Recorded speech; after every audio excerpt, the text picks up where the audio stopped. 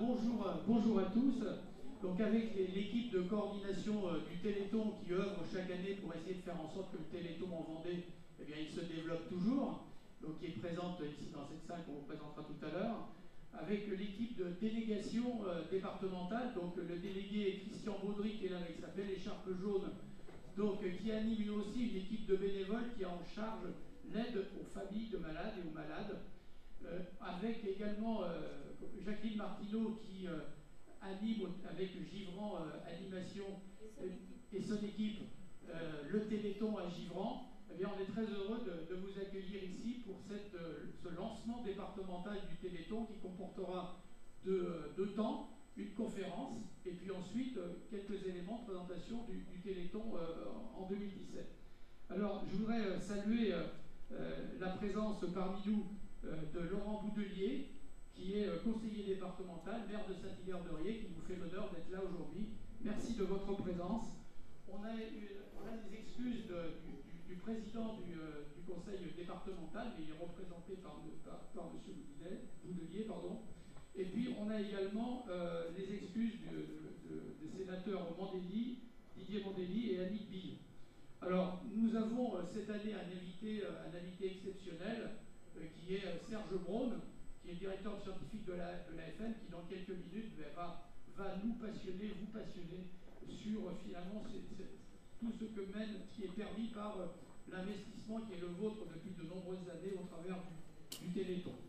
Alors, on a également parmi nous, l'honneur d'avoir parmi nous, alors non pas le maire, Philippe Bernard, parce qu'exceptionnellement, il ne pouvait pas être là aujourd'hui, mais ce qui est exceptionnel à Givran aussi, c'est que l'ordinateur qui est ici, c'est l'ordinateur personnel du maire. Donc il nous a laissé son ordinateur. Donc merci monsieur le maire, mais on a aujourd'hui Julie Rebaud qui est là, qui est adjointe au maire, et à qui je vais laisser la parole pour introduire cette journée. Madame Rebaud.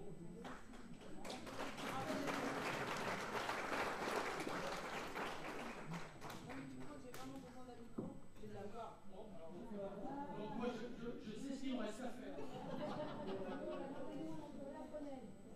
Pour ceux qui me connaissent, déjà bonjour à tous, merci à tous ceux qui sont présents parce que c'est vraiment quelque chose qui me tient à cœur et je pense qu'on peut être que fiers de l'équipe qu'on a. Et Jacqueline, l'année dernière, on a été à Avenanceau, elle voulait le lancement du Téléthon à Givran, elle en est très fière, on est là présent maintenant. Moi je remercie toute l'équipe, déjà Daniel aussi de toute l'animation, la coordination qu'il fait au quotidien, parce qu'il faut savoir que c'est quand même pas facile. Philippe n'est pas là, mais il nous tient à cœur, il est présent, il en a fait aussi la pub de son côté. Donc non, nous on est ravis et je pense que Givran, ça ne sera pas la première et pas la dernière fois qu'on fera le Téléthon, et ça on en est sûr. Donc surtout une continuation, et je pense qu'on est assez généreux dans cette commune, on le sait et on le voit au quotidien, et moi je dis bravo. Merci aux parents et aux malades d'être présents, parce que ça aussi, ça va, on fait de la route. Tout à l'heure, on avait notre petite Eugénie prête de nous à manger. Elle a un sourire à faire tomber. Il faut le reconnaître, je craquerai tout de suite. Mais non, moi j'espère que vous allez apprécier la conférence et prendre... Ah mais c'est même sûr, mais on ne peut pas le dire tant que c'est pas fait. Je suis désolée, je te comprends pas, maman.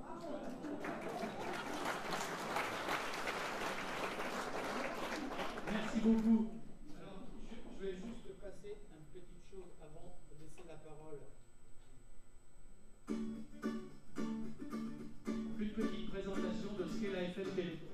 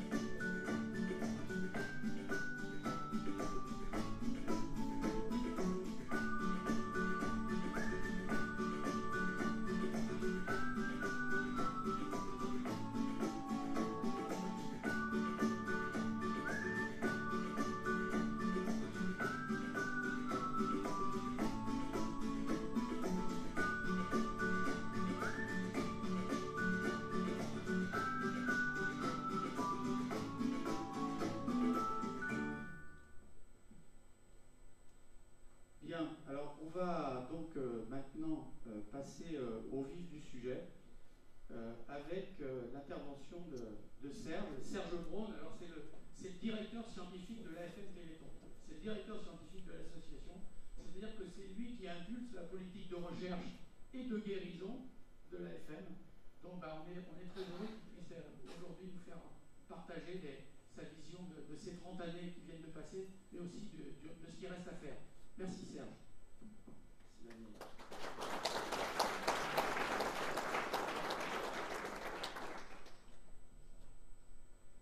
Bon, la pression est mise, hein, je vais essayer de ne pas me décevoir.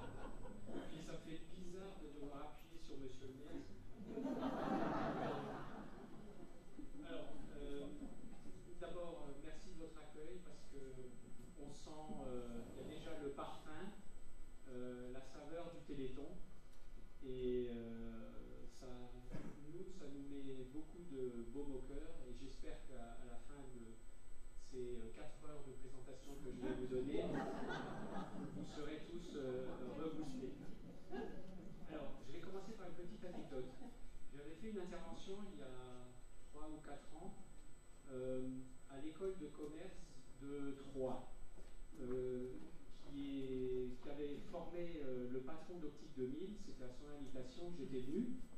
Et j'étais dans un espèce d'amphithéâtre tout en rond, c'était comme un cirque, avec 500 étudiants en école de commerce qui n'en avaient pas grand-chose à faire de la présentation que j'allais faire. Alors je leur ai expliqué ceci. Je leur ai dit, voilà, parmi vous, il y en a une quinzaine qui sont porteurs du gène responsable de l'amyotrophie spinale infantile. Et parmi vous, il y en a 25 à peu près qui portent le gène responsable de la mucoviscidose. Et je pourrais lister comme ça les 8000 maladies rares pour lesquelles nous sommes tous porteurs d'un certain nombre de mutations. On en a peut-être une centaine. Notre patrimoine génétique est truffé d'anomalies génétiques, tous, que nous soyons bien portants ou pas. Oui. Téléphone sur toi. Non.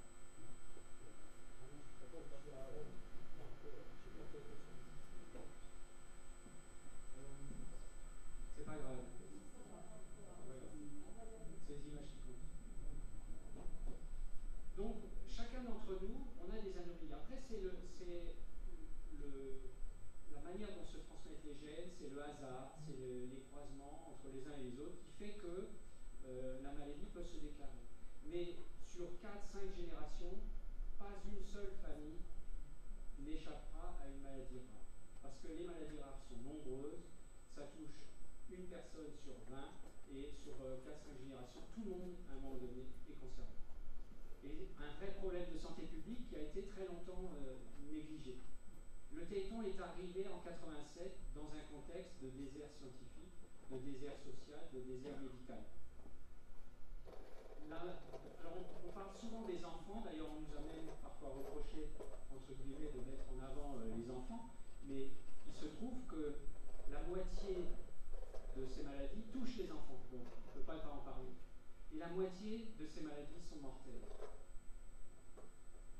Voilà, maintenant j'ai cassé le moral à tout le monde. Et je peux vous dire qu'après ce petit aparté, les 500 élèves de l'école de commerce de Troyes, là j'ai parlé pendant 1h30 dans un silence de café.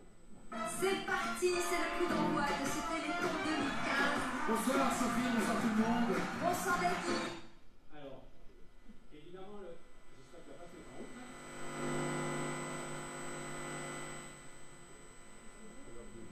L'essentiel des fonds qui sont récoltés durant le Téléthon, c'est à peu près 93-94 millions d'euros. Hein, c'est monté un petit peu parfois plus haut, ça a été aussi plus bas. L'essentiel est dévolu à la recherche. Le budget de la recherche, c'est à peu près 65-70 millions d'euros qui sont répartis sur des programmes de recherche. Et je ne vais pas vous parler science, mais je vais vous montrer des exemples à quoi sert finalement cet argent. Oui, ça marche. Ça marche.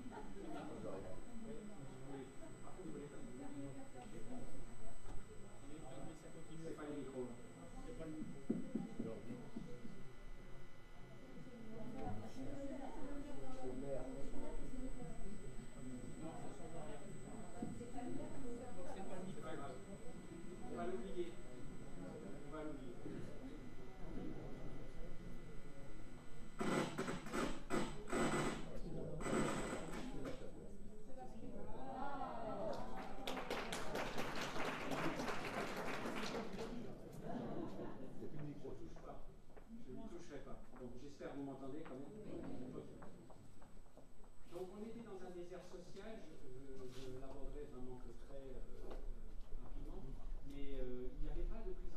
été malade à cette époque. Pas de prise en charge pluridisciplinaire, aujourd'hui c'est le cas bien évidemment. Il y a l'accompagnement des familles. Alors, l'AFM Téléthon, c'est aussi des professionnels, des médiateurs sociaux, si vous voulez, qui sont au sein des services régionaux. Donc il y a un maillage territorial qui fait que toutes les familles concernées par les maladies neuromusculaires, rien que les maladies neuromusculaires, c'est 300 maladies différentes, peuvent être prises en charge. C'est des aides aussi bien administratives qu'à tous les niveaux, aussi psychologiques évidemment. C'est l'insertion dans les écoles, c'est beaucoup de choses qui sont prises en charge dans cet accompagnement. Et donc, on est passé de rien à un accompagnement régulier. C'est des équipes de bénévoles, alors c'est bizarre, c'est tout petit, 69 délégations, mais c'est beaucoup, hein, 69 délégations, ça devrait être beaucoup plus gros. Et puis c'est des groupes d'intérêt qui rassemblent des malades, des médecins, des chercheurs et qui réfléchissent ensemble sur un certain nombre de problématiques. Et parfois, il y a des programmes de recherche qui sont issus de ça. Donc, il y a un vrai dialogue entre les chercheurs, les médecins, les malades au sein de l'AFM. Donc, ce sont des métiers particuliers qui ont été créés. Et puis, c'est aussi, et ça a été un peu une invention de l'AFM Téléthon, c'est les villages répit-famille. Les villages répit-famille, ce sont deux structures. Vous avez la Salamandre à Saint-Georges-sur-Loire et puis les Cises à Saint-Lupicin dans le Jura, où les familles, parce que la prise en charge d'un certain nombre de maladies neuromusculaires prise en charge, c'est jour et nuit. Ce sont des malades qui parfois ne peuvent pas bouger la nuit, donc il faut pouvoir changer de position régulièrement, donc il faut se lever un nombre incalculable de fois la nuit, c'est comme ça tous les jours de l'année. C'est épuisant pour les aidants, c'est épuisant pour les familles. Et à un moment donné, il faut pouvoir se poser. Et ces villages répit-famille sont là pour accueillir les familles. Les malades sont pris en charge et la famille peut se poser pendant une semaine, 15 jours. Et c'est quelque chose de très très utile. On est passé d'un désert médical à des consultations pluridisciplinaires. Il y a un maillage territorial de centres de référence. Les centres de référence n'existaient pas. Il a fallu les inventer. Ces prises en charge pluridisciplinaires où vous trouvez au même endroit toutes les spécialités nécessaires pour prendre en charge un malade Duchenne ou amyotrophie spinale. Il n'y a pas que les muscles qui sont concernés, il y a la respiration, il y a le cœur chez les Duchenne. Il y a beaucoup de spécialités qui doivent être en parallèle abordées, et ces centres de référence sont là pour ça. Et cette prise en charge, rien que ça a fait gagner une quinzaine d'années d'espérance de vie pour beaucoup de ces maladies. Ces 15 ans à 20 ans d'espérance de vie, c'est du temps de gagner pour la recherche. Parce que pour mettre au point un médicament, il faut 20 ans. C'est à peu près le temps qu'il faut. Dès lors que vous avez eu l'idée, que vous avez démontré que ça marchait en laboratoire, vous rentrez dans la période des essais cliniques chez les humains, rien que ça, c'est déjà 15 ans. Donc c'est très très long. Alors, il y a 4 familles cette année qui sont témoins, qui vont nous accompagner pendant le Téléthon. Et il y a Lou. Lou a le même âge que Eugénie. Elle a 4 ans, elle a l'amyotrophie spinale. Je m'appelle Lou et j'ai 4 ans. J'ai un corset pour maman, pour bien me tenir. Chaque événement en particulier dans la vie de Lou est quand même une victoire. Enfin, chaque chose, avant d'être une victoire, c'est quand même toujours un combat en fait au quotidien, parce qu'au niveau administratif, tout ce qu'on doit faire et mettre en place pour que quelque chose se fasse et que notre enfant puisse vivre comme les autres en fait, le plus normalement possible, on va dire, comme les autres enfants, c'est quand même un combat au quotidien, parce que c'est quand même très lourd à gérer, il y a beaucoup de choses à prévoir, mettre en place, les délais qui sont parfois longs. On voulait qu'elle aille dans une école tout à fait normale, comme son frère, on voulait qu'elle soit à la même école que son frère. Voilà, qu'elle ait en fait, on va dire, le parcours d'un enfant standard. On s'est battu et on a fait le nécessaire, tous ensemble, on a mis du nôtre, et puis Mais aujourd'hui, elle rentrait à l'école et ça a été vraiment une victoire pour moi, que ma fille puisse rentrer dans la même école que son frère. Une petite victoire parmi certainement beaucoup d'autres à venir, mais voilà.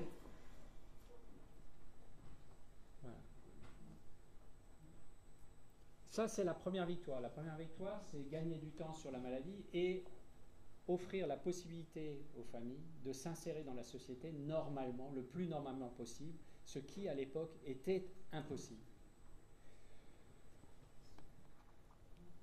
Alors, la deuxième victoire, c'est la recherche qui doit pouvoir la porter, c'est les médicaments. Donc maintenant, je vais rentrer dans la partie un peu scientifique, accrochez-vous. On va parler de recherche, mais je vais surtout parler de résultats, parce que c'est ça qui est important dans l'histoire.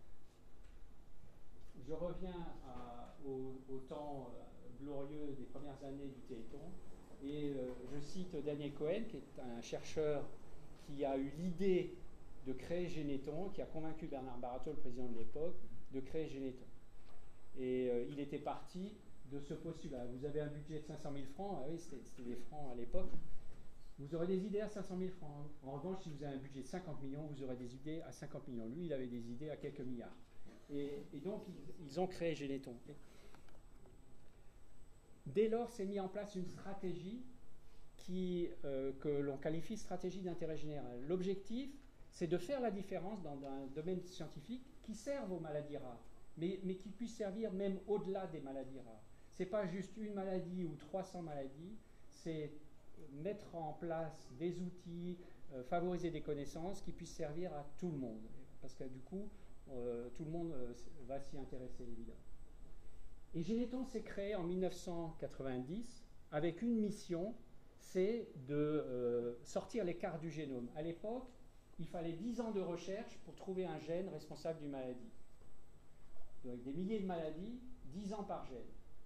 Les Américains avaient un programme qui était destiné à faire travailler, collaborer entre eux des équipes réparties sur le territoire américain pour sortir les cartes du génome. Ils n'y arrivaient pas. L'idée qu'avait lancée Daniel Cohen, c'était d'avoir un labo, une sorte de mini-usine avec des robots qui allaient cribler le génome humain, cartographier le génome humain de manière complètement automatisée, ce qui à l'époque n'avait jamais été fait. Et 2 ans après, sortent les premières cartes du génome humain.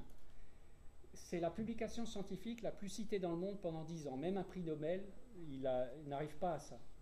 Ces cartes, qui sont des balises qu'on met sur l'ADN et qui permettent d'accélérer la découverte des gènes et que tous les laboratoires dans le monde entier utilisent aujourd'hui, ces cartes ont été remises à l'UNESCO de manière très symbolique, indemnes de tout brevet, et remises à disposition de la communauté scientifique. Et à partir de là, ça a été une accélération foudroyante de la découverte des gènes. Aujourd'hui, on connaît plus de 4000 gènes responsables de ces maladies. Et connaître le gène, c'est très important, parce que ça permet déjà de mettre un nom sur la maladie, mais déjà d'imaginer des traitements. Et on va voir quelques exemples. Premier exemple, c'est Mathilde. Mathilde va témoigner aussi cette année au Téléthon. Mathilde a une maladie qui s'appelle le syndrome myasthénique congénital. Elle a un problème musculaire qui l'a confinée en fauteuil roulant. On ne connaissait pas son diagnostic. Il se trouve que ça conduit à des formes qu'on peut retrouver dans beaucoup de maladies et les médecins n'arrivaient pas à faire le diagnostic. C'est une maladie génétique qu'elle a et son gène a été trouvé. Et à partir de ce moment-là, le fait d'avoir le diagnostic pour sa maladie à elle a permis de mettre en place un traitement immédiatement, une molécule qui est utilisée contre l'asthme et qui est bénéfique pour 2 formes génétiques de myasthénie congénitale. Et aujourd'hui, elle marche, elle est sortie de son fauteuil, elle fait des randonnées de 10 km, elle en a fait dernièrement, elle m'a dit, en montée. Ça a littéralement changé sa vie. Donc parfois, le fait de mettre un nom sur la maladie permet très vite d'imaginer un traitement. Mais ça, c'est le cas le plus favorable. Dans la plupart des cas, ce n'est pas ce qui se produit. Mais pour elle, ça a été possible. Une fois qu'on peut commencer à dérouler le fil de la pelote, on peut imaginer des thérapies. Ce qui tombe sous le sens, quand on parle de maladie génétique, c'est la thérapie génique. C'est venir avec le gène sain pour suppléer le gène déficient. Vous avez une pièce déficiente dans le moteur, vous jetez la pièce normale dans le moteur en espérant que le moteur va se mettre à tourner. Grosso modo, c'est ce qu'on fait en thérapie génique. Mais parfois, ça marche. C'est la thérapie cellulaire. C'est venir avec des cellules, puisque nous, on est fait de cellules, on est fait de milliers de milliards de cellules, mais on a des organes qui dégénèrent, qui se détruisent. On peut essayer de venir avec des cellules fraîches, en quelque sorte, pour régénérer les organes. Ça, c'est la thérapie cellulaire. Ça se fait déjà, les greffes de moelle osseuse, c'est une forme de thérapie cellulaire, par exemple. Et puis, il y a la pharmacologie classique, les médicaments qu'on connaît tous, les molécules, qui ont aussi des choses à apporter, et ça a été le cas pour Mathilde. Le téléthon, c'est des moyens importants, mais c'est des moyens qui sont dérisoires à côté des besoins. Je disais mettre au point un médicament, c'est 20 ans. À votre avis, combien ça coûte de mettre au point un médicament? Grosso modo, c'est le prix de développement d'un avion. On parle de milliards. Or, on parle de milliers de maladies, et on parle souvent de plusieurs médicaments par maladie, parce qu'on ne traite pas le cancer avec un médicament, on ne traite pas les maladies cardiovasculaires avec un médicament, il faut le dire souvent avec plusieurs approches simultanément. Et vous multipliez ça par le nombre de maladies. Et donc, si je fais le calcul, j'ai plus assez de chiffres sur ma calculatrice. Donc, c'est très cher. Et comment arriver, malgré tout, à faire avancer les choses? Et donc, ce que l'association a mis en place, c'est un programme qui fasse en sorte qu'on fasse des preuves de concept, des démonstrations sur un petit nombre de maladies, mais qui ouvre ensuite la voie aux autres maladies. Pas seulement maladies rares, le cas échéant aussi pour des maladies fréquentes. Je vous montrerai des exemples qui vont le démontrer. Alors, premier exemple, et c'est la première démonstration que la thérapie génique, ça marche, parce que là aussi, ça a mis du temps. Il a fallu une trentaine d'années pour passer des tout premiers essais aux premiers médicaments autorisés par les agences de santé en thérapie génique. On y est aujourd'hui, puisque l'année dernière, en octobre, il y a 1 an exactement, le premier médicament de thérapie génique autorisé dans un pays occidental est sorti, et c'est pour une maladie rare, et c'est le fruit d'une collaboration entre le Téléthon italien et le Téléthon français. Ce médicament s'appelle le Strimullis. Alors, en quoi ça consiste, cette thérapie génique? C'est très simple, sauf que ça a mis 30 ans pour y arriver. Est-ce que ça marche? On ne voit pas très bien. Alors, est-ce que la petite boule noire, là, quelqu'un sait ce que c'est? C'est normal que vous sachiez. Je vais vous dire ce que c'est. C'est le virus du sida. C'est au microscope électronique, c'est très très petit, ça fait 100 milliardièmes de mètre, c'est extrêmement petit. Mais il se trouve que le virus du sida, on l'utilise comme médicament. Ça paraît un peu de la science-fiction. On utilise des virus parce que les virus, ce sont des transporteurs de gènes. Le virus, pour pouvoir se propager, doit parasiter les cellules, donc il rentre dans les cellules, il délivre son matériel génétique dans la cellule et il va détourner la machinerie de la cellule à son profit. Évidemment, on ne va pas utiliser le virus tel quel, on le modifie génétiquement, on lui enlève tous les gènes qui le rendent nocif. Il n'y en a pas beaucoup de gènes sur les virus, on les connaît très bien, on les enlève et puis à la place on met le gène médicament, le gène qui manque chez le malade. Et du coup, on transforme le virus en médicament. Et un virus tel que le virus du sida, il est capable de rentrer dans les cellules du sang et dans les cellules de la moelle osseuse. Du coup, on peut imaginer une thérapeutique pour traiter des maladies du sang ou des maladies du système immunitaire. Le système immunitaire, ça utilise les globules blancs. Les globules blancs, c'est fabriqué à partir de la moelle osseuse. Si on corrige les cellules de la moelle osseuse, on peut corriger les maladies qui sont liées à des globules blancs, comme la maladie des bébés bulles.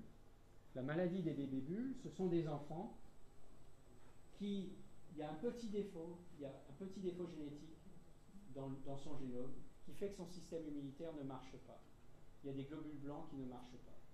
Et ces enfants sont très fragiles, ils meurent très tôt d'infections, ils s'infectent très vite avec toutes sortes de microbes, ils peuvent aussi faire des cancers très vite parce qu'on fait des cellules cancéreuses tous les jours, mais notre système immunitaire les élimine, comme il élimine les microbes.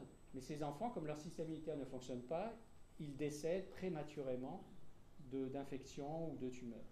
Et on peut les maintenir dans des bulles stériles pour les protéger de l'environnement, les protéger des microbes qu'on respire et qu'on touche. La nourriture est stérilisée, ils ne peuvent pas manger comme nous, et on ne peut même pas les toucher. Les parents ne peuvent pas les toucher. Et donc ce n'est pas une vie, d'une part, et c'est une vie qui ne dure pas très longtemps. Le seul traitement de ce type de maladie, c'est la greffe de moelle osseuse. On vient avec une moelle osseuse d'un parent ou d'une personne qui est compatible sur le plan immunitaire, et on fait cette greffe. Malheureusement, ça ne marche pas dans 30% des cas. Ça échoue. Parce qu'il n'y a pas les donneurs compatibles, ou parce que ça échoue tout simplement. Et donc ces enfants-là sont condamnés. Le seul traitement pour eux, la seule alternative, c'est la thérapie génique. Et donc le principe, c'est de prélever un peu de moelle osseuse chez eux, à partir d'un os du bassin, le plus souvent, de mettre cette moelle osseuse dans une boîte de culture et de mettre en présence ces cellules, donc de les mettre en présence du virus qui porte le gène thérapeutique. Ça corrige les cellules et ensuite on réinjecte les cellules par perfusion tout simplement dans le sang. Et au bout de quelques semaines, ces enfants sortent de leur bulle et peuvent commencer à mener une vie normale. Alena était intervenue il y a pas mal d'années maintenant au Téléthon, c'était une des premières, et qui vit une vie normale aujourd'hui. C'est une adolescente. Elle fait la grippe, elle fait un rhume comme vous et moi, elle s'en remet comme vous et moi, ce qui n'aurait jamais été le cas si elle n'avait pas eu cette thérapie. Ça, c'est la démonstration, c'est la première victoire du Téléthon, c'est cette thérapie génique dans cette maladie. Mais ça ouvre des pistes pour beaucoup d'autres maladies. Peut-être que vous reconnaissez le petit Seti. Seti était intervenu il y a 2 ans au Téléthon. Il a une autre forme d'immunodéficience, une autre maladie génétique, mais qui a les mêmes répercussions. C'est un gène différent, mais on vient avec le même principe thérapeutique. Et Seti mène une vie normale aujourd'hui. Il y a plus d'une centaine d'enfants dans le monde qui ont été traités avec succès par cette thérapeutique. Et puis on peut s'intéresser aussi à des maladies qui n'ont rien à voir avec le système immunitaire, comme certaines maladies du cerveau. L'adrénoleukodystrophie, c'est le cas. L'adrénoleukodystrophie, c'est une maladie neurodégénérative, mais qui trouve son origine dans des cellules issues de la moelle osseuse. Pas des globules blancs, mais d'autres types cellulaires. Et si on corrige ces cellules, qu'on les reperfuse chez les malades, on arrive à stopper la maladie. Vous voyez des images d'IRM. À la colonne de droite, vous voyez des zones blanches de plus en plus marquées. En haut, c'est au moment du diagnostic. La deuxième photo en partant du haut, c'est au bout d'1 an, puis 18 mois, et tout en bas, 2 ans. Et la colonne de gauche, c'est le cerveau d'un enfant qui a été traité par thérapie génique, et on voit que ça a stoppé l'évolution de sa maladie. Et donc on est parti d'une preuve de concept sur une maladie bien précise, mais qui ouvre la voie à d'autres maladies. Ça, c'est arriver à corriger des cellules qu'on va prélever chez les malades. Mais l'idéal, ça serait de pouvoir injecter directement dans l'organisme le médicament de thérapie génique. Et ça, il a fallu des années et des années pour y arriver, parce que ça n'est pas quelque chose d'aussi simple à faire que ça. Et cette histoire, elle est extraordinaire. Tout est parti d'un laboratoire à Strasbourg. La maladie dont je parle ici, c'est une myopathie qui s'appelle la myopathie myotubulaire. C'est une enzyme particulière dans le muscle qui est inactive parce que le gène qui permet aux cellules musculaires de fabriquer cette enzyme ne fonctionne pas. Et du coup, l'enzyme n'est pas fabriquée. Et ces enfants naissent extrêmement faibles. Ils sont tellement faibles qu'ils ne peuvent pas respirer par eux-mêmes. et leur espérance de vie, c'est pour grosso modo 50% d'entre eux décèdent dans la première année. C'est extrêmement dur. Il y en a quelques-uns qui arrivent à vivre plus longtemps, mais dans des conditions extrêmement lourdes. Le gène a été identifié à Strasbourg avec l'argent du Téléthon. Et aux États-Unis, il y avait une famille, un joueur très connu de football américain, qui s'appelle Paul Freys. Paul Freys a un garçon atteint de myopathie myotubulaire. Ils se sont rendus dans un chenil pour adopter un chien, un labrador. Et ils se sont rendus compte que dans cette portée, il y avait un labrador qui était extrêmement faible, un chiot tout à fait flasque, ce qui est le terme clinique, qui ressemblait un petit peu au tableau clinique de leur enfant. Et ils se sont dit, mais peut-être, on ne sait jamais, peut-être que ce chien a la même maladie que notre enfant, que Joshua. Et ils ont regardé sur Internet qui connaissait cette maladie, qui connaissait le gène, et ils se sont adressés à l'équipe à Strasbourg qui a récupéré un échantillon, un prélèvement de sang chez le chien, et qui a analysé son génome et qui a montré qu'effectivement, ce labrador avait la même maladie que Joshua. Et il se trouve qu'à Strasbourg, travaillait Anna Busch-Bello, une jeune chercheuse qui a mis au point une thérapie génique pour cette maladie et qui traitait des souris. Parce qu'on peut recréer la maladie chez la souris et sauver les souris. Mais ça ne suffit pas pour aller chez les humains. Et elle avait besoin de trouver un modèle animal beaucoup plus gros que la souris pour espérer un jour traiter des enfants. Elle a rejoint Généton. Elle a quitté son équipe à Strasbourg, elle a rejoint Généton à Évry. Généton ne fait plus de la recherche de gènes. Généton, c'est la thérapie génique depuis 1996, depuis 20 ans. Et Généton a mis au point des procédés de production à grande échelle, ce qui était indispensable pour pouvoir traiter des organismes de grande taille. Pour la souris, on peut faire des productions dans un laboratoire, mais pas pour traiter des chiens et encore moins des humains. Donc elle a rejoint Généton. Et Généton et Anna Busch-Bello ont collaboré avec l'équipe américaine pour traiter les labradors concernés par la maladie. Alors, il y a un peu de son, mais c'est pas grave. Ce chien a la myopathie myotubulaire. Il est extrêmement faible. Could you make her stand up? Il ne peut pas se dresser. Il peut à peine marcher.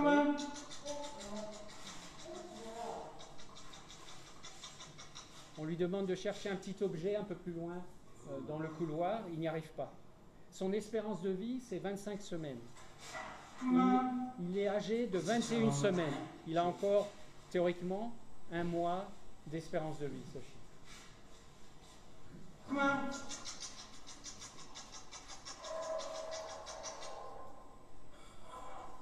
Alors il va être traité par thérapie génique. On va lui injecter dans le sang une grande quantité de produits de thérapie génique. Et on va voir 2 semaines après l'injection.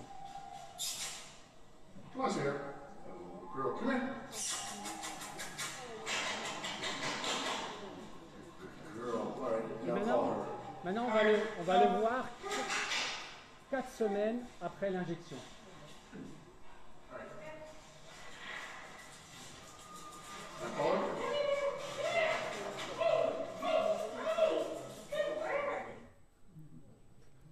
Voilà, quand on a des résultats comme ça, on se dit là on peut aller chez eux. Et la collaboration entre l'équipe américaine et l'équipe de Généton a abouti à la création d'une start-up et qui a levé beaucoup d'argent d'ailleurs aux États-Unis et a permis de lancer un premier essai clinique dans cette maladie, où ce sont des enfants très jeunes, âgés de moins de 5 ans, et si possible, c'est dès le diagnostic qu'il faut traiter, avant qu'il soit trop tard. Et le premier enfant a été injecté il y a quelques 15 jours. C'est tout frais. L'avenir de Lou, qui est atteinte d'amyotrophie spinale, et puis je pense qu'on a une famille ici qui peut en témoigner, c'est un médicament qui est une forme de thérapie génique. Ce n'est pas exactement une thérapie génique, c'est une molécule, mais qui va moduler le fonctionnement d'un gène particulier, qui va se réveiller en quelque sorte, et qui va restaurer la production d'une protéine très importante au fonctionnement des neurones moteurs de la moelle épinière. La myotrophie spinale paralyse parce que les neurones moteurs de la moelle épinière dégénèrent, et cette technique de thérapie qu'on appelle des antisens, c'est des termes un petit peu barbares, permet de refabriquer, en modulant le gène lui-même, de refabriquer la protéine manquante. Mais pour ça, il fallait trouver le gène. Parce que c'est en connaissant le gène qu'on pouvait imaginer une thérapie comme celle-là. Ce gène, il a été découvert en 1995 grâce au fonds du Téléthon par l'équipe d'Arnold Munich qui est à gauche, il a vieilli depuis, et puis Judith Melkim, alors elle par contre elle n'a pas changé, elle est toujours comme ça aujourd'hui, à peine quelque chose.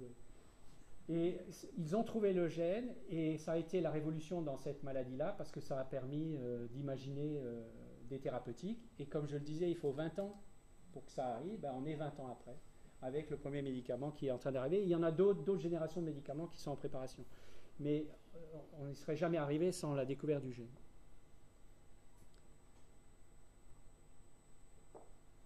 Ce médicament, il a un nom, alors c'est pas pour faire la publicité, c'est simplement pour dire qu'il existe. Il est autorisé en Europe et aux États-Unis. Et c'est une société américaine qui a développé la molécule, mais c'est le fruit de recherches qui ont été soutenues par les associations de malades dans le monde entier, et en particulier par le Téléthon. Et il y a maintenant un maillage en France de centres qui peuvent injecter ce produit, parce qu'il s'injecte directement dans la moelle épinière, celui-ci. Et s'il n'y avait pas eu ce maillage de centres de référence, on ne pourrait pas rendre accessible ce traitement non plus. Après, je pourrais parler de thérapie cellulaire. Alors tout à l'heure, j'évoquais le fait qu'on peut venir avec des cellules pour essayer de régénérer les organes. Imaginons que une maladie dégénérative du cerveau, on va essayer de remettre des cellules, des neurones pour remplacer les neurones qui manquent. On pourrait essayer de faire pareil pour les muscles, on pourrait essayer de faire pareil pour le cœur. Et le premier essai au monde de greffe de cellules souches, donc les cellules souches, ce sont des cellules de type embryonnaire qu'on trouve à un certain stade chez l'embryon, c'est les premiers jours, après 10 jours, elles n'existent plus, ces cellules-là. Elles ont un avantage, c'est qu'avec une cellule, vous pouvez couvrir la Terre entière, c'est des cellules qui se multiplient à l'infini. Ensuite, il faut la bonne recette de cuisine pour être capable de faire en sorte que ces cellules se spécialisent en cellules cardiaques, en cellules neuronales, en cellules de peau, en cellules de rétine, etc. Et aujourd'hui, les chercheurs savent faire ça. On arrive à transformer des cellules souches en cellules cardiaques, à faire de la rétine, à faire de la peau, à faire du muscle. Et pendant très longtemps, on n'y arrivait pas, maintenant on y arrive. Et la première greffe de cellules souches transformées en cellules cardiaques a eu lieu en France, avec les fonds du Téléthon, en 2014. Et c'est le professeur Ménaché, qu'on voit ici en bas, qui en est l'initiateur. Et c'est la patiente qu'on voit à gauche qui avait fait un infarctus du myocarde et qui a été traitée par cette greffe. Et l'infarctus du myocarde, ce n'est pas une maladie rare. Mais il se trouve qu'il y a beaucoup de myopathies qui se compliquent d'atteinte cardiaque. Je pense en particulier à la myopathie de Duchenne. C'est pour ça qu'on s'intéresse à ces recherches-là. Ça sert pour les maladies neuromusculaires, mais ça sert aussi pour l'infarctus du myocarde. Comme quoi ces recherches peuvent servir à tout le monde. Et un premier essai de thérapie cellulaire se prépare à ISTEM, à Évry, donc un des laboratoires de l'AFM Téléthon, qui travaille sur les cellules souches, et qui est capable de faire de la rétine à partir de cellules souches, et qui prépare un essai dans une maladie rare de la rétine, et dans une forme de dégénérescence maculaire liée à l'âge, qui, elle aussi, n'est pas une maladie rare, puisque c'est très fréquent au cours du vieillissement. Ça nous intéresse tous. Daniel l'a montré tout à l'heure, avec sa petite séquence. Il y a aujourd'hui, 2017, 36 essais cliniques chez l'homme, donc le fruit de recherche qui sont appliqués chez les humains, pour 26 maladies différentes et qui touchent toutes sortes d'organes. Ce n'est pas que des myopathies. Ça balaye le champ très large. Pourquoi on est parti sur les bébés bulles? Parce que c'était moins compliqué à faire que pour traiter les muscles qui représentent la moitié de la masse de l'organisme. Là, on pouvait, juste en prélevant des cellules, en les mettant dans une boîte de culture et en les réinjectant, traiter une maladie particulière qui n'avait rien à voir avec la myopathie, mais c'était pour faire la démonstration que la thérapie génique, ça marche. Et à partir du moment où ces démonstrations ont été faites dans les immunodéficiences, dans l'adrénoleucodystrophie, dans la bêta-thalassémie, une forme de maladie des globules rouges, le monde entier, et le monde industriel en particulier, s'est dit, effectivement ça marche, on va pouvoir investir dans ces technologies-là, et maintenant même les géants de l'industrie pharmaceutique s'intéressent aux thérapies géniques. Pendant très longtemps, ils ne s'y intéressaient pas, c'était trop risqué pour eux. Après, on peut faire aussi des choses complètement robotisées, parce que les robots, l'avantage, c'est que ça ne fait pas grève, les 35 heures, ils ne connaissent pas, eux, c'est 24 heures sur 24, et on peut mettre en culture des cellules et de manière complètement automatisée, les faire proliférer, puis, grâce aux recettes appropriées, les transformer, par exemple, en neurones. Et ça permet, avec d'autres robots, de mettre ces cellules dans des petits puits que vous voyez, c'est la photo du milieu en bas, c'est des plaques avec 384 puits, et à l'intérieur, vous avez quelques centaines de cellules, et c'est très très petit. Et vous pouvez tester des médicaments. Vous mettez un médicament différent dans chaque puits. Et vous regardez si par hasard, ces médicaments, alors c'est vraiment la pêche à la ligne, si ces médicaments sont capables de faire la différence. Par exemple, d'augmenter la survie de ces neurones dans les puits. Et ça ouvre des perspectives pour des maladies neurodégénératives, génétiques, ou la maladie de Parkinson, ou la maladie d'Alzheimer.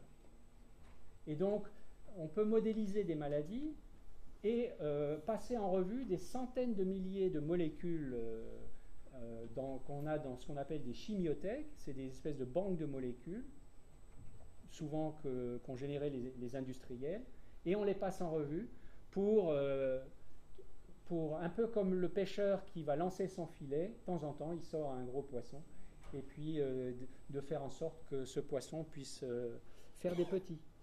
Et donc on arrive comme ça à trouver de nouveaux médicaments par ce processus de recherche un petit peu au hasard et qui ont un potentiel pour des maladies neuromusculaires. Et il y a 2 essais cliniques qui ont été lancés avec 2 médicaments différents pour une myopathie particulière qui s'appelle la myotonie de Steiner.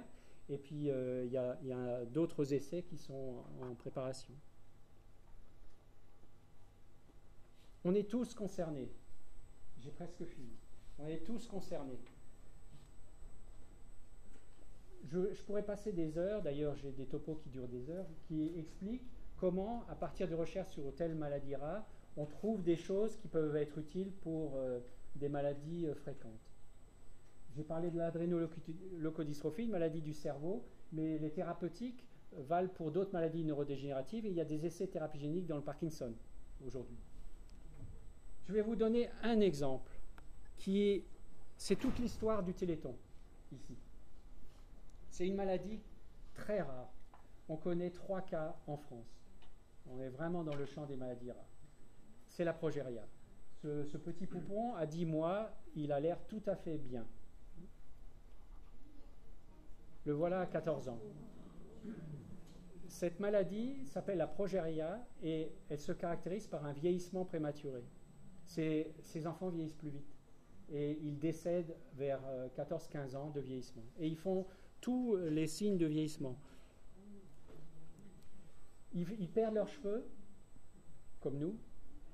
Ils font de l'ostéoporose, les os qui se décalcifient. Ils font des atteintes cardiaques. Ils font du cholestérol. Ils font des AVC. Ils meurent de vieillissement. Leur courbe de poids s'arrête complètement. Ils s'arrêtent de grandir à un moment donné. Et ils ont l'air de personnes très très âgées. Donc il faut traiter vite alors. Il faut essayer de traiter vite. Et on se demandait bien comment.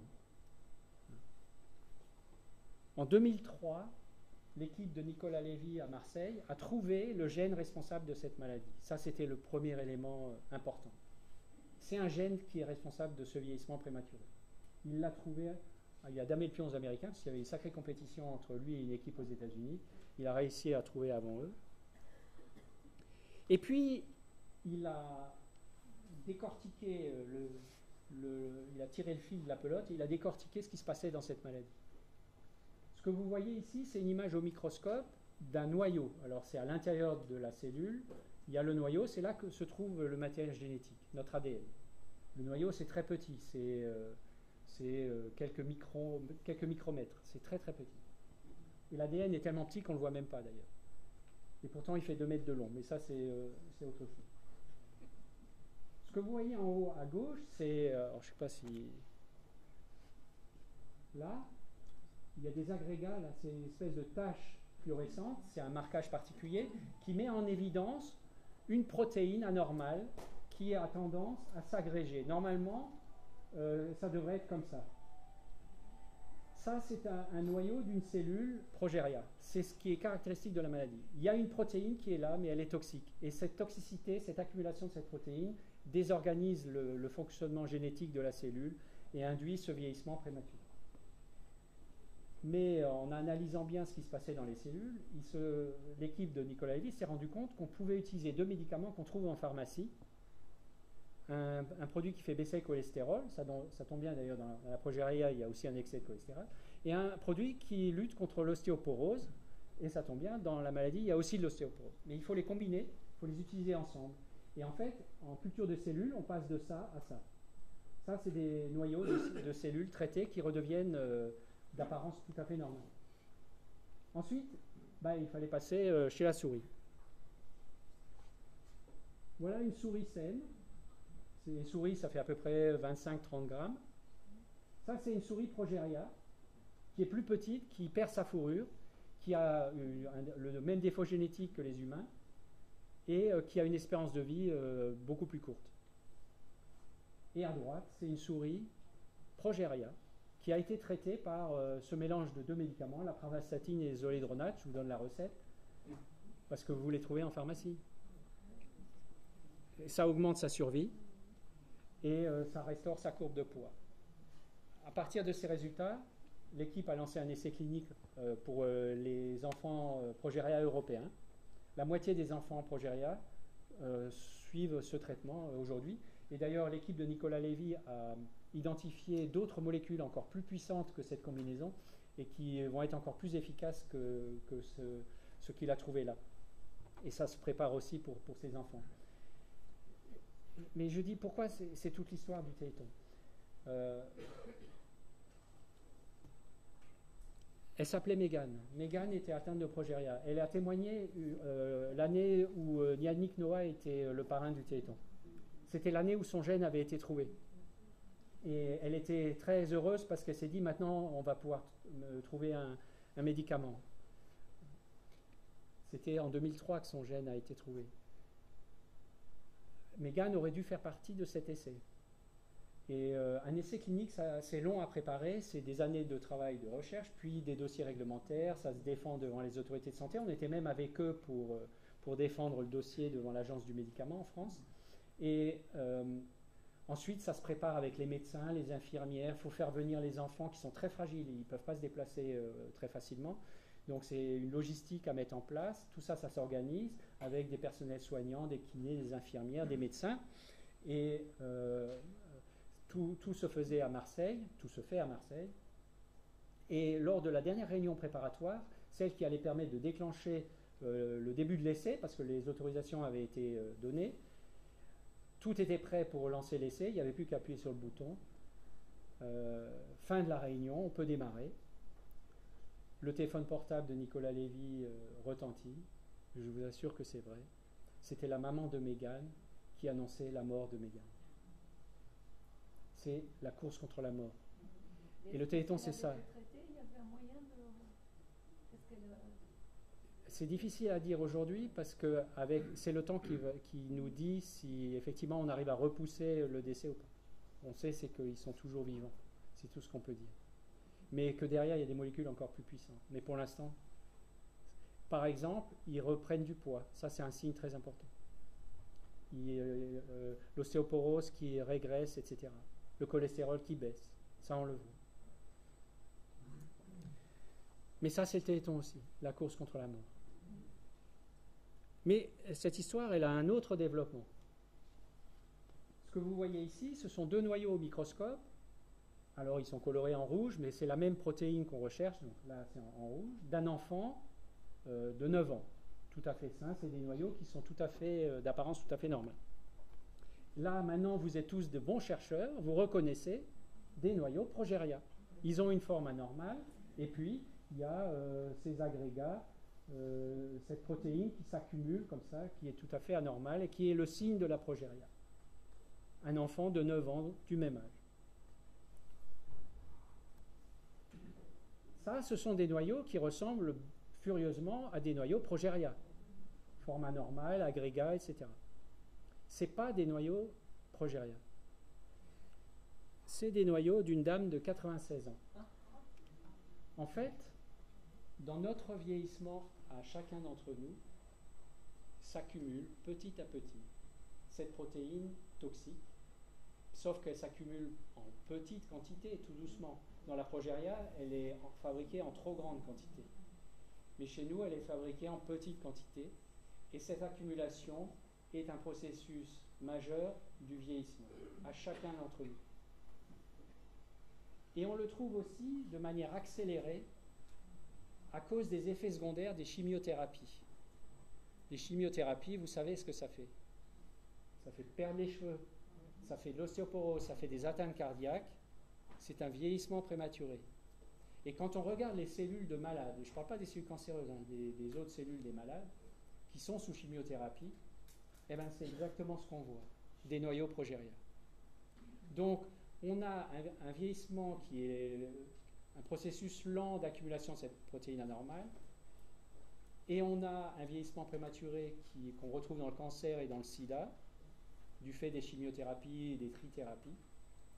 Et le traitement Progeria, le traitement qui est utilisé pour les enfants Progeria, actuellement, il est en train d'être testé chez des malades atteints de sida et sous trithérapie. L'objectif, c'est de montrer qu'on réduit les effets secondaires de ces trithérapies. Donc ça va réduire les effets secondaires des trithérapies, ce qui pourrait même permettre d'utiliser des doses encore plus fortes de ces médicaments, puisque ça sera mieux toléré, et de les rendre encore plus efficaces contre le virus. Et on est parti de recherches qui concernent 3 cas en France, qui nous concernent tous. Je pense qu'on est tous appelés à vieillir. On est tous en train de vieillir. C'est l'effet qui se coule. J'ai commencé en vous cassant le moral et je finis en vous cassant le moral. Voilà. 30 ans d'innovation. C'est parti d'un désert scientifique. S'il n'y avait pas eu le Téléthon, tout ce que j'ai expliqué là, ça n'existerait pas, ou alors ça aurait mis beaucoup plus de temps pour arriver. Ça serait arrivé, mais beaucoup plus tard. Les premières cartes du génome, 92. L'Institut Myologie, 97. Le premier succès thérapeutique dans les bébés bulles, 2003. La création d'Hystème sur les cellules souches en 2005. 5 ans plus tard, Hystème était capable de reconstituer de la peau humaine à partir de cellules souches. C'est pour l'appliquer à des maladies génétiques de la peau, mais demain pour les grands brûlés. Et puis, il y a Généton et la multiplication des essais cliniques. Mais on rentre maintenant dans l'ère du médicament. On est dans l'ère de la recherche, mais aussi dans l'ère du médicament. Il y a des médicaments qui arrivent. Il y a eu beaucoup de premières mondiales dont je vous ai livré quelques exemples. Ça, c'est grâce au Téléthon, c'est grâce à vous. Maintenant, on est dans l'ère du médicament. Pourquoi Anna Buch-Bello a quitté son laboratoire, l'IJBMC à Strasbourg, pour rejoindre Généton? C'est parce qu'à Généton, après des années et des années aussi de travail, de recherche, on est capable de produire dans des grands fermenteurs des quantités énormes de vecteurs, de virus, portant les gènes thérapeutiques pour pouvoir réaliser les essais cliniques et demain pour, entre guillemets, les commercialiser, c'est-à-dire les mettre à disposition des malades. C'est dans des usines que ça se fait, pas dans des laboratoires. Mais pour pouvoir transposer ça dans des usines, c'est des années et des années de développement. Et c'est ce qu'a fait Généton. Et Généton a créé Hyposkésie. Hyposkésie, c'est une société privée, mais avec 2 actionnaires très particuliers. L'État, la Banque publique d'investissement, et la FM Téléthon, au travers de Généton et d'Hystème, pour produire les médicaments de thérapie génique et de thérapie cellulaire d'aujourd'hui et de demain. Une vraie révolution, si je reviens à mon introduction de tout à l'heure, grâce à vous, vraiment. C'est aussi la raison de ma venue ici, c'est pour rendre compte, c'est ce que fait l'AFM tous les ans, je me souviendrai toujours de Bernard Barato. Moi j'étais un jeune thésard qui découvrait le Téléthon à la télévision en 87, et je vois Barato à la fin du Téléthon avec ses chiffres, il n'y avait même pas assez de chiffres électroniques, il a fallu rajouter avec un petit carton, parce qu'ils avaient dépassé les 100 millions de francs. À l'époque, c'était 180 millions qui avaient été collectés. Il était tout ému, il revient devant tout le monde et il dit l'année prochaine, on vous dira à quoi a servi notre argent. Et ça, c'est inscrit dans notre ADN. On est là aussi pour rendre des comptes. Tout part de la recherche académique, ça vient des laboratoires INSERM, CNRS, des universités, en France et dans le monde. Ça vient aussi de petites start-up avec lesquelles on doit travailler. Ça vient de nos propres laboratoires, 700 chercheurs au sein de Généton, d'ISTEM, de l'Institut Myologie, avec la création de cette usine qui est à Évry, qui s'est appelée Généton Bioprod, avec l'investissement dans des startups, avec BPI, notre partenaire, le gouvernement, avec l'État, on investit dans des startups issues des recherches innovantes dans le domaine des maladies rares, pour faire en sorte qu'elles puissent aller jusqu'au bout, pour les aider à aller jusqu'au bout. Et jusqu'au bout, c'est le médicament, c'est ça notre objectif. Et donc, on investit dans ces startups pour porter ces projets de recherche jusqu'aux malades. Et puis, c'est Hyposkésie à Évry qui est appelé à se développer parce que c'est déjà trop petit pour répondre aux besoins. C'est une vraie filière, une nouvelle filière industrielle qui est en train de se mettre en place. Un point important, c'est la Cour des comptes, parce que je pense que vous savez que la Cour des comptes n'est jamais tendre avec les institutions qu'elle inspecte, y compris l'État d'ailleurs. La Cour des comptes est venue chez nous pendant 2 ans. On a été inspecté par une batterie d'énarques pendant 2 ans. On a tout été ouvert. Ils ont tout inspecté, tout regardé. Ils sont revenus et revenus pour la période 2008-2013. Et ils ont sorti leur rapport l'année dernière pour dire que nos missions étaient en conformité, enfin que nos actions étaient en conformité avec nos actions, avec nos missions. Le rapport était sans tâche. Ça a beaucoup circulé dans les ministères parce que on a eu. Ils ne peuvent pas donner de félicitations. La Cour des comptes ne peut plus. Elle a plus le droit. Mais on a eu les félicitations du jury en tout cas. Voilà les 4 familles. Vous reconnaissez Lou. Vous reconnaissez Mathilde en bas. Anaël qui est atteinte d'une maladie dégénérative de la rétine, qui va témoigner aussi. Et puis en haut à droite, c'est Apollo. Alors Apollo, il est extraordinaire. Il est atteint d'une myopathie des ceintures. Il a 11 ans, mais il parle comme un adulte de 25 ans. C'est absolument incroyable. Pour l'instant, on n'a pas de traitement pour sa maladie. On connaît son gène et on est en train de travailler sur une thérapie génique pour sa maladie. Mais ce n'est pas encore en essai clinique. Et puis je vous présente ici et là, il est atteint de myopathie de Duchenne ici. En fait, c'est un Golden Retriever qui est atteint dans le même gène que le gène responsable de la myopathie de Duchenne. L'espérance de vie des Golden atteints de myopathie de Duchenne, c'est très souvent ils meurent dans les premiers mois parce qu'ils ne peuvent pas téter. Donc ils sont bouffés littéralement ils rentrent en compétition avec les autres petits de la portée, donc ils n'y arrivent pas. Et ceux qui arrivent à passer le cap, c'est 1 an tout au plus. Donc ici a été traité par thérapie génique. Donc il y a une thérapie génique aujourd'hui qui marche chez la souris et qui marche chez le Golden Retriever, et pour laquelle Généton est en train de préparer un essai clinique pour les enfants atteints de myopathie de Duchenne. Ici, âgé de 4 ans.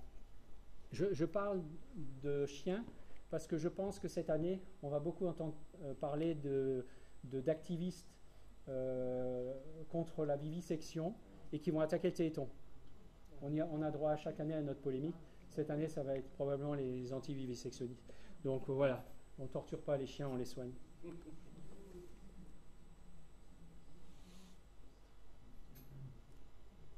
Alors, le dernier mot, c'est pas à la science qu'il faut le donner. Le dernier mot, c'est à ceux pour lesquels on se bat, tous ensemble, c'est les malades. Le dernier mot, je le laisse à Apollo. Je veux encourager tout le monde, donner espoir quand un jour on trouve un remède à la maladie de quelqu'un. J'imagine qu'il y a tellement d'enfants sur Terre, et pas que des enfants, de personnes malades sur Terre qui rêveraient qu'on trouve un médicament pour eux.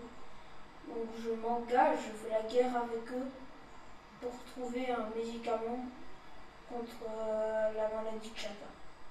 Je me vois comme un guerrier, mais plutôt comme quelqu'un qui...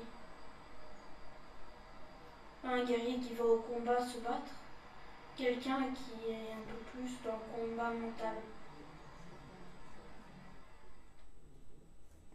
Rendez-vous les 8 et 9 décembre.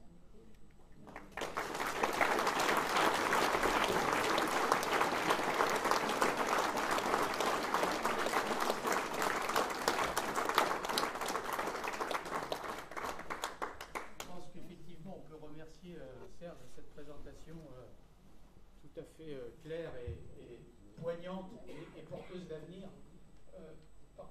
Mais peut-être, Serge, serais-tu déçu s'il n'y avait pas de questions qui t'étaient posées après une telle conférence? Donc, tu as évoqué une que je souhaitais te poser tout à l'heure, qui était par rapport justement à la souffrance animale. Bon, tu y as répondu, et je crois que c'est la bonne réponse. C'est-à-dire, on n'inocule pas un jeune malade à des animaux, mais effectivement, on les soigne. Alors, ça serait un long débat.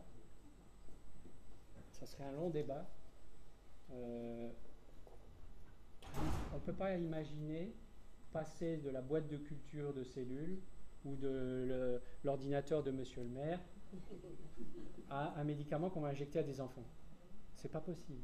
Il y a des réglementations qui sont extrêmement sévères et qui ont d'ailleurs été édictées à la suite du procès des médecins nazis de Nuremberg, c'est août 1947, qui oblige à ce que tout traitement soit fait préalablement l'objet de recherche chez l'animal.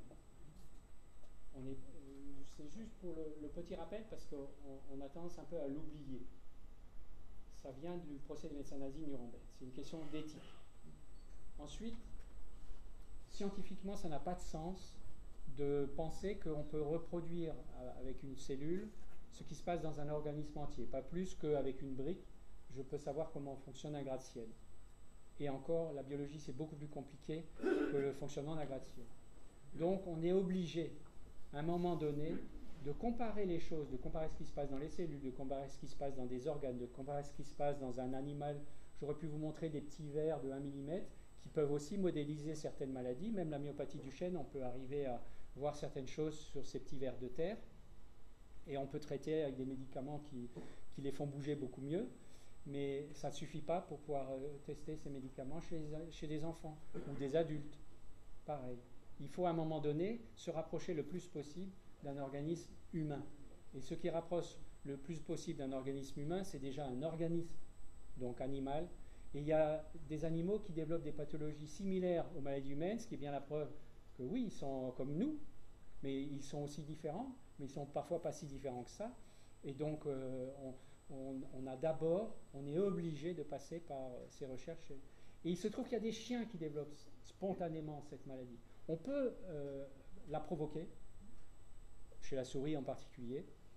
On ne la provoque pas chez le chien. Par contre, on sait que dans des portées, il va y avoir des chiens malades. Et donc, les chiens sains sont adoptés. Et les chiens malades, on essaye de les traiter. C'est le processus normal de la recherche. Et on ne peut pas faire autrement. Après, le reste, c'est de la caricature. Parce qu'on va nous dire que les chercheurs, c'est des nazis, mais ça, c'est une autre paire de... Moi, j'y ai eu droit. Avez-vous d'autres questions? Et vous pouvez leur faire un topo comme vous aviez fait à vos étudiants. Mais eux, on ne peut pas les convaincre. Mais ils essayent de convaincre tout le monde en caricaturant les choses. Bon, c'est à vous. Voilà. Effectivement, dans les écoles, puisqu'on va dans les écoles aussi. Je crois qu'il y a l'AFM met à disposition du grand public sur son site, AFM Téléthon, dans une rubrique qui s'appelle l'opposition, des éléments tout à fait factuels en réponse à ce qui peut apparaître régulièrement tous les ans sur les réseaux sociaux et qui peut permettre en tout cas d'aiguiller le demandeur vers des réponses qui sont des réponses formelles. Évidemment, les modèles sont imparfaits, même le labrador atteint de myopathie myotubulaire, c'est pas exactement l'humain, sinon ça se saurait. Hein. Mais malgré tout, on a la confiance suffisante grâce à ces résultats pour pouvoir aller chez les enfants. Et jamais on n'aurait pu aller chez les enfants autrement. Et imaginez qu'un problème, des effets secondaires, voire même un accident grave se produise chez ces enfants, on nous aurait dit qu'on est allé trop vite. Oui, c'est ça. D'autres questions? Il y a un point que tu as peu développé, c'est la maladie emblématique de l'AFM qui est la myopathie de Duchenne. Où est-ce qu'on en est sur la myopathie de Duchenne? Alors, un peu comme la maladie de Lew, la myotrophie spinale, il y a ces molécules au nom barbare antisens qui sont autorisées pour la myotrophie spinale. Bien, il y a des molécules du même type qui ont été conçues pour la myopathie de Duchenne et pour certaines mutations, c'est à peu près pour 13% des malades, ces molécules-là sont adaptées et donc ont été aussi autorisées parce que le point de départ, c'était les recherches sur la myopathie de Duchenne. C'est allé presque plus vite avec la myotrophie spinale, mais le point de départ, c'était les recherches pour la myopathie de Duchenne et il y a un traitement pour 13% des malades. Alors traitement, ça ne veut pas dire guérison parce que quand la maladie a évolué, c'est difficile, il faut reconstituer les muscles et ça, il y a d'autres recherches derrière pour ça. Mais au moins, on peut stopper la maladie, c'est ça l'objectif. Et donc, il y a d'autres antisens pour plus de malades qui sont développés aussi. Puis il y a la thérapie génique, celle de Généton, qui prépare son essai pour fin 2018, début 2019. La production est en cours. Après, il y a beaucoup de contrôles. Et le plus long, c'est les contrôles.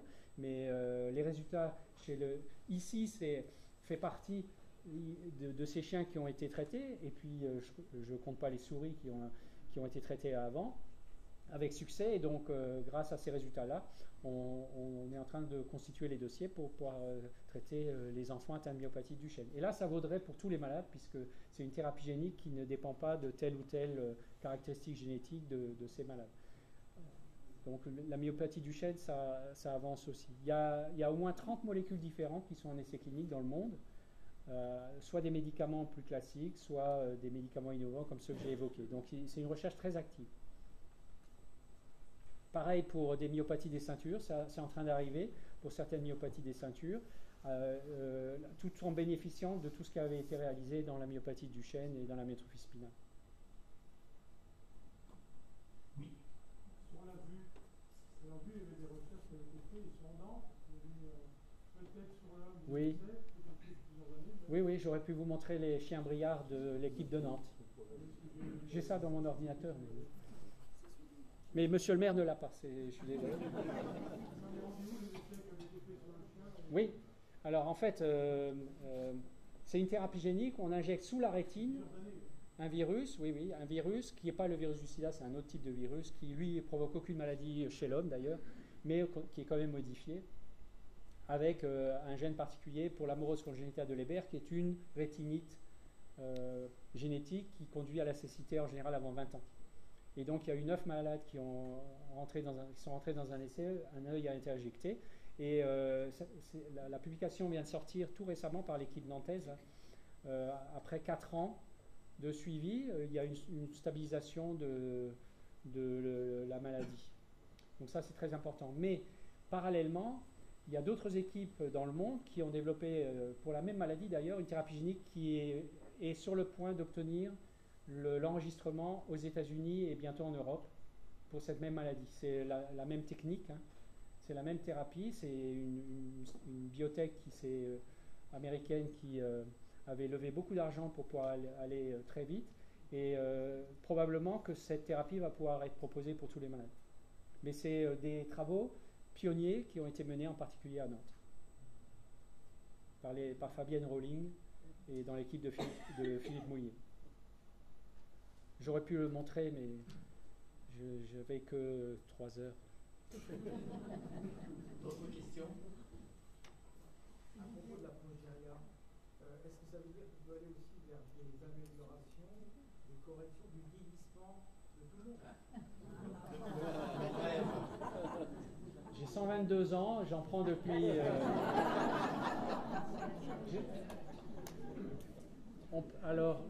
mais la question évidemment n'est pas anodine puisque c'est la première chose que les chercheurs... Je pense qu'il y en a qui prennent de la combinaison pravastatine zoledronate, je pense. Si on est asthmatique et qu'on a du cholestérol, on va vivre vieux en fait. Et il y en a probablement dans la population qui prennent ces deux médicaments d'ailleurs. Ça serait intéressant de les suivre et puis de voir... mais il faut des choses... Oui, mais ça suffit pas. Ça suffit pas. Mon collègue aussi, rien n'est déjà deux, c'est bon.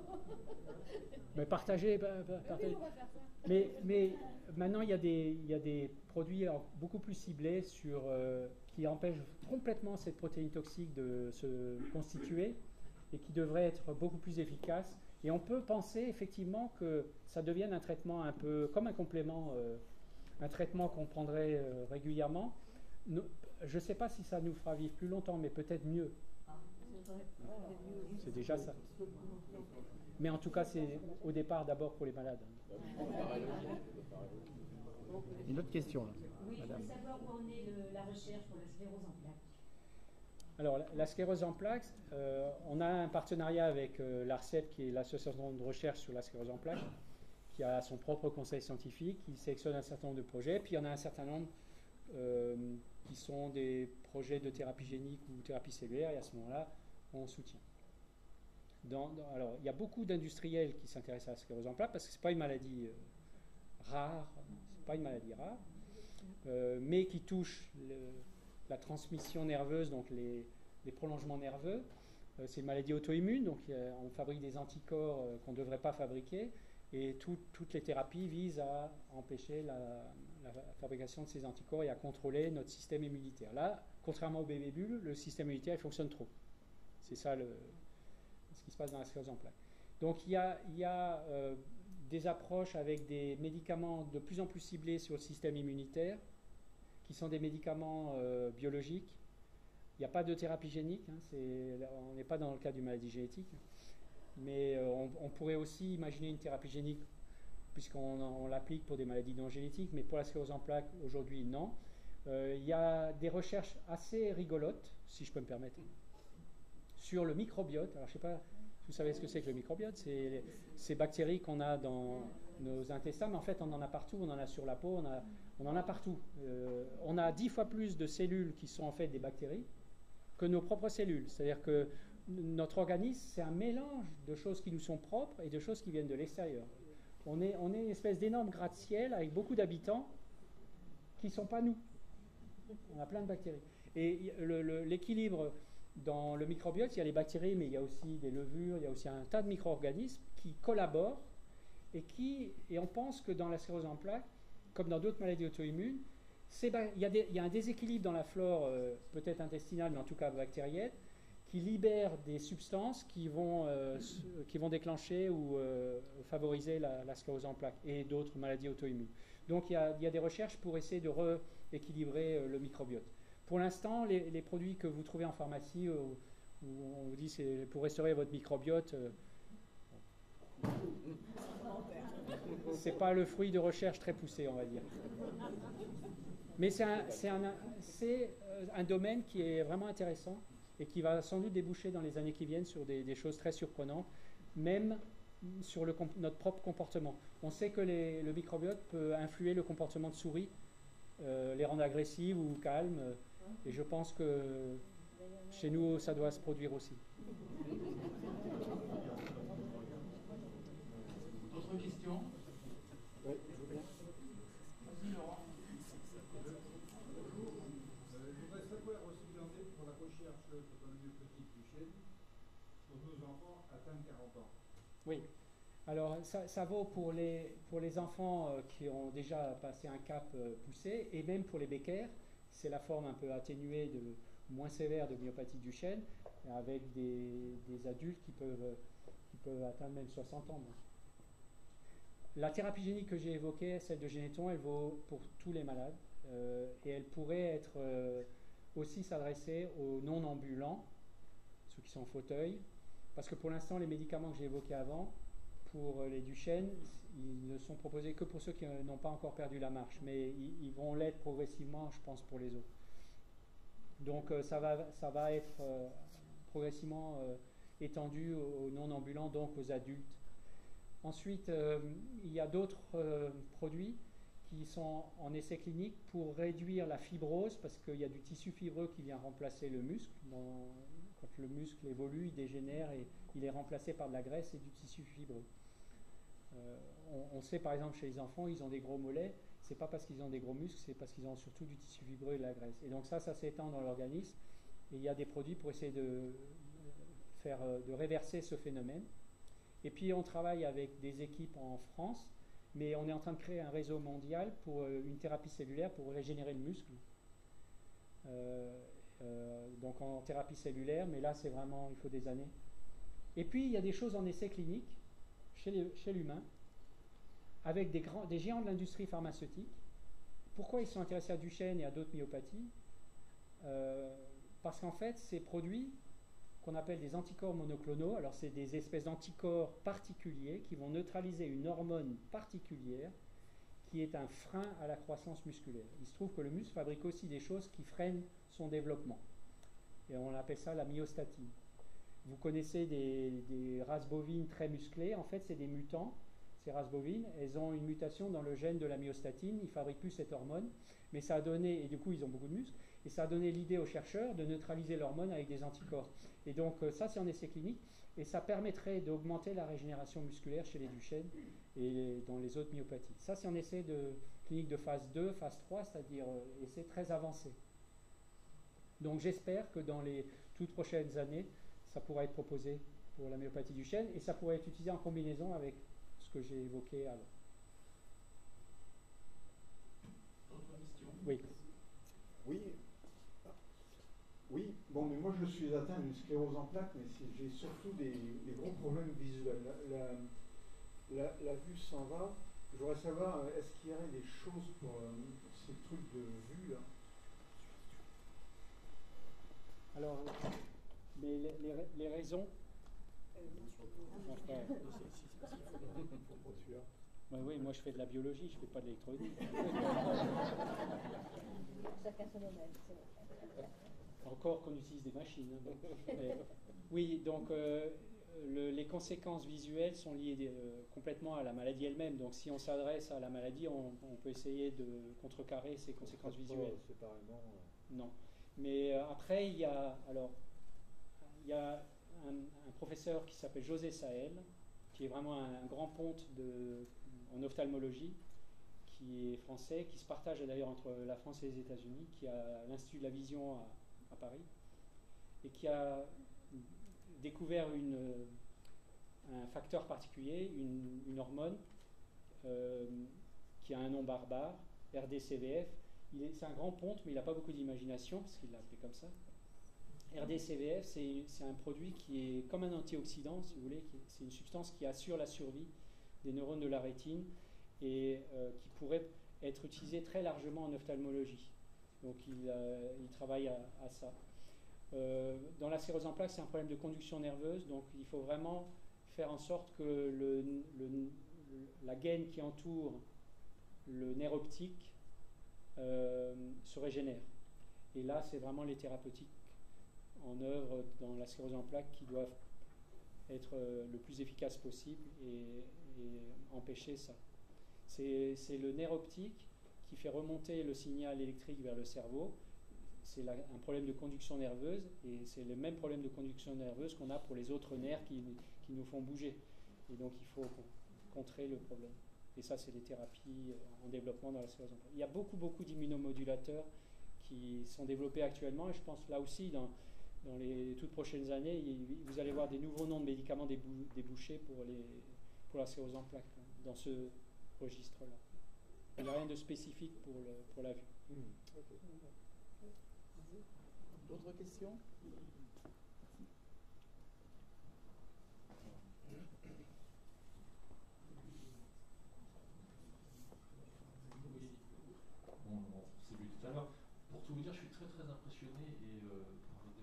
c'est vraiment remarquable. Je suis assez content de représenter le président du département.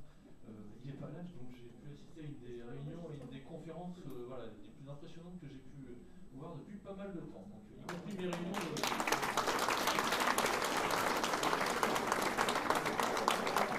Y compris mes réunions de mairie ou au département, vraiment bravo.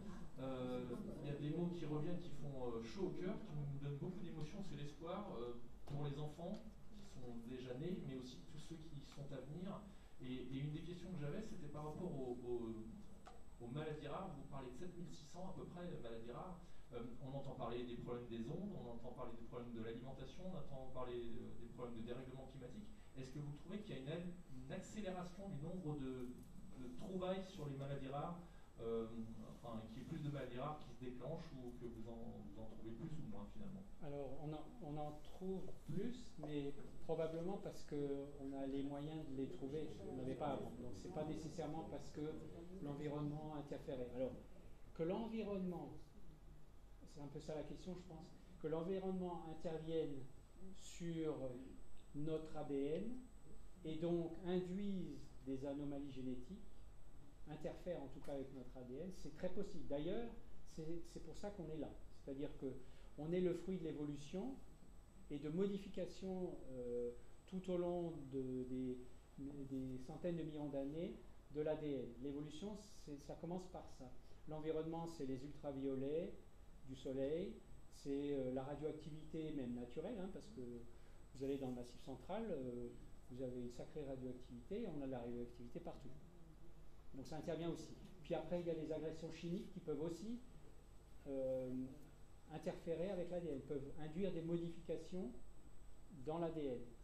Donc on ne peut pas exclure qu'effectivement, il y ait une augmentation de l'occurrence de maladies rares du fait de notre environnement.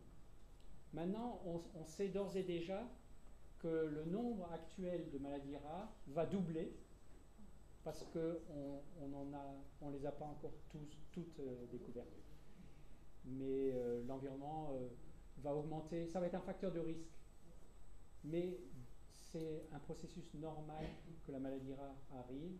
On est tous truffés de mutations, on en a peut-être une centaine dans notre génome, donc susceptibles de provoquer une maladie rare. C'est juste le fait du hasard qui fait que ça va se déclencher dans les familles. Il existe encore donc des cas qui ne sont pas, identifiés, diagnostiqués, mais de plus en plus ou de moins en moins, parce que finalement... Alors je pense qu'on va encore en trouver au moins autant que ce qu'on connaît déjà. Par exemple l'autisme, pendant très longtemps, et ça c'était l'école des neurologues français, affirmait que c'était un problème entre la mère et l'enfant. C'est la faute de la mère. Et ça, c'était de la folie furieuse. En réalité, nous, on avait travaillé avec une fondation autisme pour collecter les prélèvements dans des familles touchées par l'autisme, pour identifier des gènes responsables de certaines formes d'autisme. Et on s'aperçoit qu'il y a des dizaines, peut-être des centaines de gènes qui provoquent l'autisme. Donc il y a des formes génétiques de l'autisme qu'on attribuait à quelque chose qui n'était absolument pas génétique, qui n'avait rien à voir. Il y a des formes de cancer dont on sait qu'ils sont génétiques. Le tout premier avait été identifié dans les années 70, un cancer le rétinoblastome, un cancer de l'œil. Mais il y a beaucoup de cancers qui sont strictement génétiques, et il y en a bien sûr beaucoup qui sont dus à autre chose. Mais on se rend compte, l'Alzheimer pareil, on a commencé à comprendre l'Alzheimer en analysant les familles touchées par des formes génétiques d'Alzheimer. Et pareil pour le Parkinson. Donc on va certainement encore découvrir à l'intérieur de maladies dites fréquentes, des groupes, des sous-groupes qui sont en fait des maladies génétiques. Donc ça va expliquer une partie. Puis il y a d'autres maladies pour lesquelles la cause est encore inconnue. Le mode de transmission n'est pas très clair, mais peut-être qu'il est génétique et on le découvrira dans les années qui viennent.